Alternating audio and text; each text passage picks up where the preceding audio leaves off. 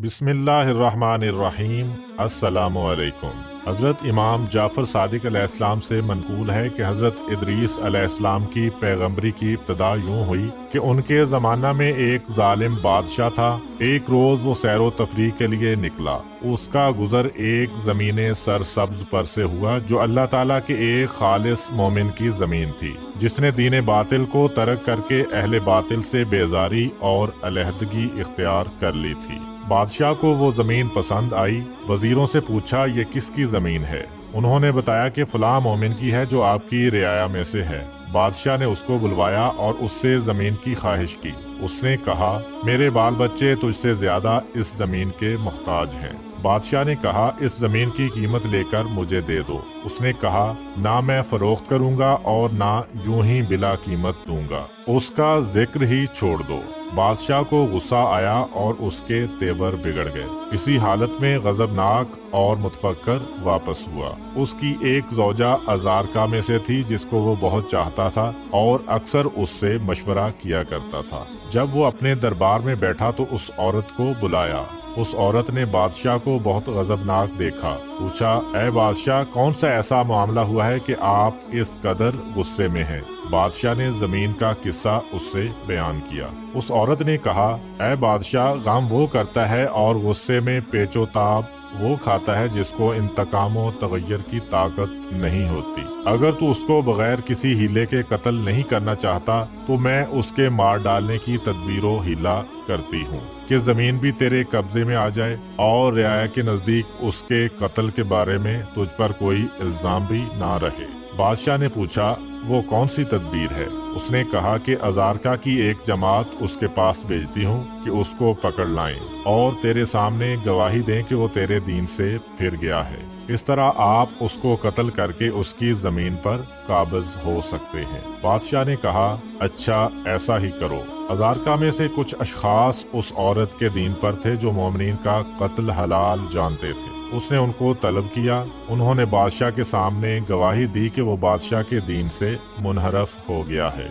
ये सुनकर बादशाह ने उसको कत्ल करा दिया और उसकी जमीन पर काबिज हो गया। उस मोमिन के कत्ल की वजह से हक़ ताला गजबनाक हुआ और हजरत इदरीस अलैहिस्सलाम को वही फरमाई जिसके अल्फाज कुछ यूं हैं, तूने उस मोमिन को कत्ल पर इक्तफा ना किया बल्कि उसकी जमीन भी गस्ब कर ली और उसके अहलो अयाल को मोहताजो मजबूर कर दिया। मुझे अपने इज्जतो जलाल की कसम है कि क़यामत में उसके बदले में तुझसे इंतकाम लूंगा और दुनिया में तेरी बादशाही मिटा दूंगा, तेरे शहर को बर्बाद कर दूंगा और तेरी इज्जत को जिल्लत में तब्दील कर दूंगा और तेरी औरत का गोश्त कुत्तों को खिला दूंगा। क्या मेरे सब्र और बर्दाश्त ने जो तेरे इम्तिहान का बायस था तुझको मगरूर कर दिया है? हजरत इदरीस अलैहिस्सलाम उसके दरबार में पहुंचे जबकि वो दरबार में बैठा हुआ था और उसके गिर्द उसके असहाब बैठे हुए थे। आपने उससे फरमाया, ऐ जब्बार, मैं खुदा का रसूल हूँ। फिर उसे अल्लाह ताला का पैगाम पहुँचाया। उसने कहा, ऐ इदरीस अलैहिस्सलाम, मेरे दरबार से निकल जाओ, मेरे हाथ से अपनी जान ना बचा सकोगे। फिर उस औरत को बुलाया और इदरीस अलैहिस्सलाम की गुफ्तगू बयान की। उसने कहा, इदरीस अलैहिस्सलाम के खुदा की रसालत से खौफ मत कर, मैं किसी को भेजकर इदरीस अलैहिस्सलाम को कत्ल कराए देती हूँ ताकि उसके खुदा की रसालत बातिल हो जाए। बादशाह ने कहा, ऐसा ही कर। हजरत इदरीस अलैहिस्सलाम के पैरोकारों में से चंद असहाब थे जो उनकी मजलिस में हाजिर हुआ करते थे। हजरत इदरीस अलैहिस्सलाम ने उनको भी आगाह कर दिया था जो कुछ खुदा ने उनको वही की थी और जो पैगाम उन्होंने बादशाह को पहुंचाया था। वो हजरत इदरीस अलैहिस्सलाम के बारे में खौफजदा हुए कि अब हजरत अलैहिस्सलाम को वो सब कत्ल कर देंगे। उस औरत ने अज़ारका के 40 आदमियों को इदरीस अलैहिस्सलाम को कत्ल करने के लिए भेजा। वो हजरत इदरीस अलैहिस्सलाम के जाए क़याम पर आए जहां वो अपने असहाब के साथ बैठा करते थे, लेकिन उनको वहां ना पाया और वापस चले गए। हजरत इदरीस अलैहिस्सलाम के दोस्तों ने देखा कि वो हजरत अलैहिस्सलाम के कत्ल के इरादा से आए थे तो वो सब बिखर गए और इदरीस अलैहिस्सलाम से मुलाकात करके उन जालिमों के इरादे से आगाह किया।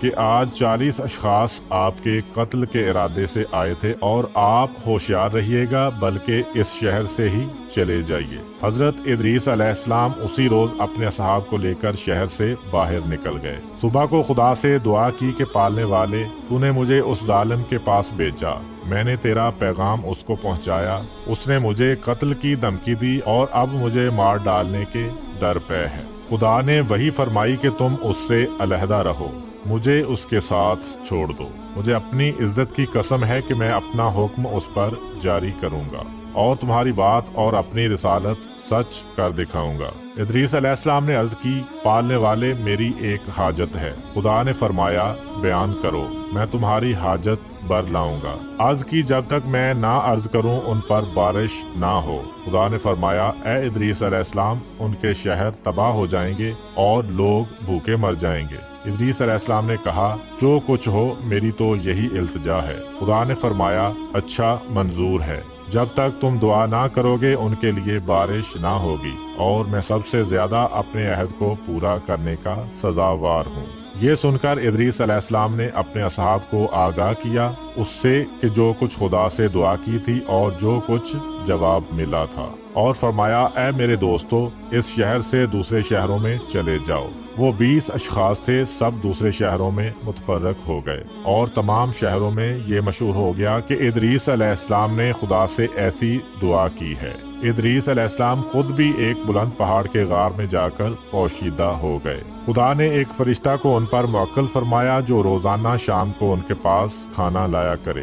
وہ حضرت ہر روز دن کو روزہ رکھتے تھے، شام کو فرشتہ ان کے لیے کھانا لاتا تھا۔ ادھر خدا نے اس بادشاہ جبار کی حکومت برباد کر دی، وہ قتل کر دیا گیا، اس کا شہر مٹا دیا گیا اور اس کی عورت کا گوشت کتوں نے کھایا، اس سبب سے کہ اس مومن پر اس نے ظلم کیا تھا۔ پھر اس شہر میں ایک دوسرا ظالم سرکشی کرنے والا پیدا ہوا۔ اسی طرح 20 سال گزرے کہ ایک قطرہ پانی کا نہ برسا۔ اس شہر والے سخت تکلیف و اذیت میں مبتلا ہو گئے، ان کے حالات بہت خراب ہو گئے، وہ دوسرے دور دور تک کے شہروں سے سامان خوراک لانے لگے۔ جب ان کا حال بہت تباہ ہو گیا تو انہوں نے آپس میں مشورہ کیا کہ یہ بلا جو ہم پر نازل ہوئی ہے اس سبب سے ہے کہ ادریس علیہ السلام نے خدا سے دعا کی ہے، خدا سے دعا کی ہے کہ جب تک وہ نہ چاہیں آسمان سے بارش نہ ہو، اور وہ ہم سے پوشیدہ ہو گئے ہیں۔ ان کا پتہ ہم کو نہیں معلوم، لیکن خدا ہمارے اوپر ان سے بہت زیادہ مہربان ہے،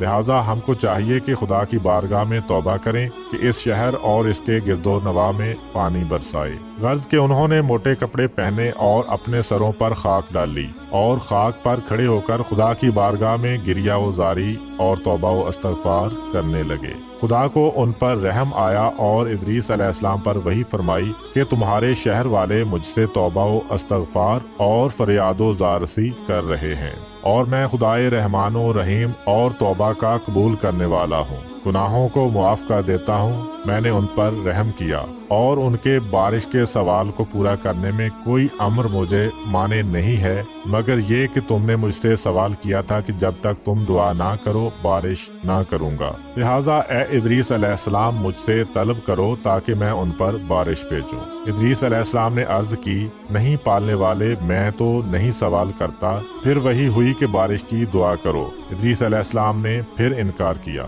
تو خدا نے اس فرشتہ کو وحی کی جو ان پر کھانا لے جانے کے لیے مقرر تھا کہ ادریس علیہ السلام کے لیے طعام نہ لے جائے۔ جب شام ہو گئی اور کھانا نہیں پہنچا تو ادریس علیہ السلام بھوک سے بے چین ہوئے، لیکن صبر کیا۔ دوسرے روز پھر کھانا نہیں آیا تو ان کی بھوک اور تکلیف اور زیادہ ہوئی۔ تیسرے روز بھی جب کھانا نہ ملا تو ان کی بے چینی بہت زیادہ ہوئی اور صبر نہ ہو سکا۔ خدا کی بارگاہ میں مناجات کی کہ پالنے والے، قبل اس کے کہ میری جان میرے جسم سے تو نکال لے، میری روزی تو نے بند کر دی۔ تو خدا نے وہی فرمائی کہ اے ادریس علیہ السلام، 3 روز کھانا نہ ملنے سے فریاد کرنے لگے ہو، لیکن اپنے شہر والوں کی بھوک اور تکلیف کی 20 سال تک تم کو متعلق پرواہ نہیں ہوئی۔ میں نے تم کو بتایا کہ وہ بہت تکلیف و مصیبت میں مبتلا ہیں، میں نے ان پر رحم کیا اور میں نے خواہش کی کہ تم بارش کی دعا کرو تاکہ میں ان کے لیے پانی برساؤں، لیکن تم نے دعا کرنے سے بخل کیا، اس لیے میں نے تم کو بھوک کا مزہ چکھایا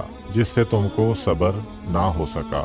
اور فریاد کرنے لگے، اب اس غار سے باہر نکلو اور اپنی روزی تلاش کرو، میں نے تم کو تمہارے حال پر چھوڑ دیا ہے کہ خود اپنی روزی کی فکر کرو۔ یہ سن کر حضرت ادریس علیہ السلام پہاڑ سے نیچے آئے تاکہ کہیں سے کچھ کھانے کو ملے اور بھوک کی تکلیف دور ہو۔ شہر کے قریب پہنچے تو ایک گھر سے دھواں نکلتے ہوئے دیکھا، وہاں پہنچے تو دیکھا کہ ایک ضعیفہ نے 2 روٹیاں پکائی ہیں اور آگ پر سینک رہی ہے۔ اس سے فرمایا کہ مجھے کھانے کو دو کہ بھوک سے میرے جسم میں سے طاقت ختم ہو رہی ہے۔ اس عورت نے کہا، اے بندہ خدا، ادریس علیہ السلام کی بد دعا نے ہمارے پاس اتنا نہیں رہنے دیا ہے کہ کسی اور کو کھلائیں، اور قسم کھائی کہ ان 2 روٹیوں کے سوا کچھ اور نہیں ہے، جاؤ اس شہر کے علاوہ کسی اور شہر میں روزی تلاش کرو۔ ادریس علیہ السلام نے کہا، اتنی روٹی تو دے دو کہ میں اپنی جان بچا لوں اور میرے پیروں میں چلنے کی طاقت آ جائے۔ اس نے کہا، یہی 2 روٹیاں ہیں، ایک میرے لیے اور ایک میرے بچے کے واسطے، اگر اپنی روٹی تم کو دے دوں تو خود مرتی ہوں، اور اگر اپنے بچے کے حصہ کی دے دوں تو وہ مر جائے گا، اور کچھ نہیں ہے کہ جو تم کو دوں۔ ادریس علیہ السلام نے کہا، تمہارا لڑکا چھوٹا ہے، اس کے لیے آدھی روٹی کافی ہوگی، آدھی میرے واسطے کافی ہے، جس کے سبب زندہ رہ پاؤں گا۔ عورت نے اپنے حصہ کی روٹی کھا لی اور دوسری روٹی ادریس علیہ السلام اور لڑکے میں تقسیم کر دی۔ لڑکے نے جب دیکھا کہ ادریس علیہ السلام اس کے حصہ کی روٹی میں سے کھا رہے ہیں تو رونے لگا اور اس قدر مضطرب ہوا کہ مر گیا۔ عورت بولی کہ اے شخص، تو نے میرے بیٹے کو مار ڈالا۔ حضرت ادریس علیہ السلام نے فرمایا، گھبرا مت، میں اس کو خدا کے حکم سے زندہ کیے دیتا ہوں۔ یہ کہہ کر لڑکے کے دونوں بازو اپنے دونوں ہاتھوں سے پکڑ کر بولے کہ اے روح جو اس فرزند کے جسم سے نکل چکی ہے، بحکم خدا پھر اس کے بدن میں واپس آ جا، میں ادریس علیہ السلام ہوں، خدا کا پیغمبر۔ وہ لڑکا فوراً زندہ ہو گیا۔ عورت نے جو یہ دیکھا بولی، میں گواہی دیتی ہوں کہ آپ ادریس پیغمبر علیہ السلام ہیں، اور باہر نکل کر شور مچانے لگی کہ شہر والوں مبارک ہو اور تکلیف و مصیبت سے نجات کی خوشخبری ہو کہ ادریس علیہ السلام تمہارے شہر میں آ گئے۔ حضرت ادریس علیہ السلام وہاں سے نکل کر اس ظالم بادشاہ اول کے مقام پر پہنچے جو ایک ٹیلہ پر تھا۔ پھر ان کے پاس شہر والوں کا ایک گروہ آیا اور کہا، اے ادریس علیہ السلام، اس 20 سال میں آپ کو ہم پر رحم نہ آیا کہ ہم ایسی تکلیف و مصیبت میں مبتلا ہیں اور بھوکے مر رہے ہیں، لہٰذا دعا کیجئے کہ خدا بارش کر دے۔ ادریس علیہ السلام نے کہا، اس وقت تک دعا نہ کروں گا جب تک یہ تمہارا بادشاہ جبار اور تمہارے شہر والے ننگے پیر اور پیدل میرے پاس آ کر التجا نہ کریں۔ جب بادشاہ نے ادریس علیہ السلام کا یہ کلام سنا تو 40 آدمیوں کو انہیں گرفتار کرنے کے لیے بھیجا۔ وہ جب ادریس علیہ السلام کے پاس پہنچے تو حضرت علیہ السلام نے ان پر نفرین کی اور وہ سب مر گئے۔ بادشاہ نے جو یہ معاہدہ سنا تو 500 آدمیوں کو ان کی گرفتاری کے لیے بھیجا۔